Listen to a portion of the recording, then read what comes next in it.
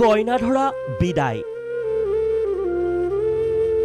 পাহাৰৰ পৰা ভৈয়ামলৈ নামিল তৰুণ গগৈ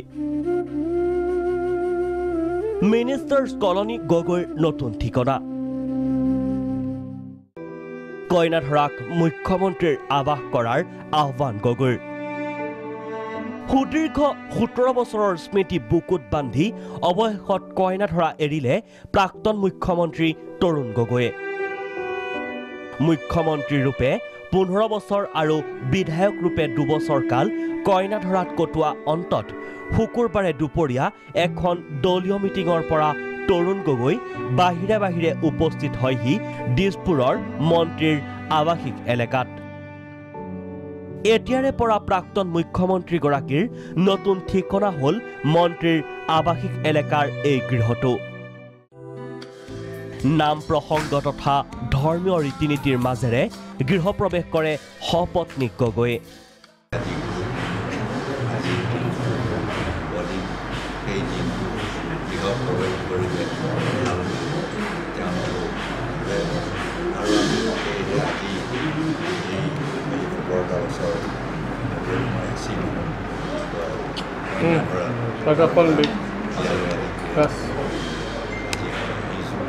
গগৈৰ গৃহ নম্বৰ 7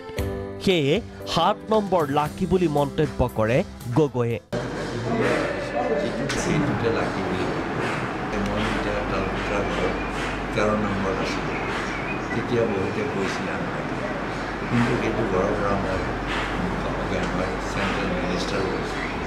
পিছত সেইটো ঘৰত আকৌ প্ৰণৱ আছিল আৰু সেইটো ঘৰৰ পৰা আকৌ প্ৰণৱ মুখাৰ্জী আকৌ ৰাষ্ট্ৰপতি উঠিছে 7 নম্বৰ বুলি বহু স্মৃতিৰ বাহক কইনা ধৰা অসমৰ মুখ্যমন্ত্ৰী ৰূপে 15 বছৰ আৰু বৰ্তমান বিধায়ক ৰূপে প্ৰায় 2.5 বছৰ দিন ধৰি বসবাস কৰিছিল তৰুণ গগৈ এই কইনা ধৰাত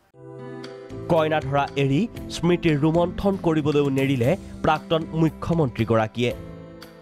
বৰ্তমান মিনিষ্টাৰ্ছ কলনীৰ আৱাসিক হোৱা তৰুণ গগৈয়ে মুখ্যমন্ত্ৰী সৰ্বানন্দ সোণোৱালক কইনা ধৰা মুখ্যমন্ত্ৰীৰ বাসগৃহ কৰাৰ আহ্বান জনায়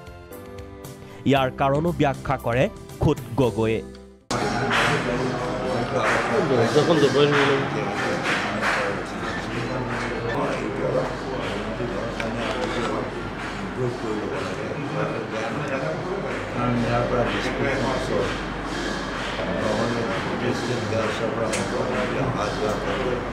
যিমানেই হওক ইয়াৰ পৰা অফিচাৰবিলাক যাওঁতে সময় লাগে আজি ডিষ্ট্ৰিক্টৰ পৰা যাওঁতে কিমান সময় আজি নতুন গেষ্ট হাউচৰ আহিবলৈ বোলে এঘণ্টাতকৈ বেছি লাগিব ভিডিঅ' জাৰ্নেলিষ্ট ৰিপুলৰ সহযোগত জোনজ্যোতি দত্ত বৰাৰ ৰিপৰ্ট প্ৰাগ নিউজ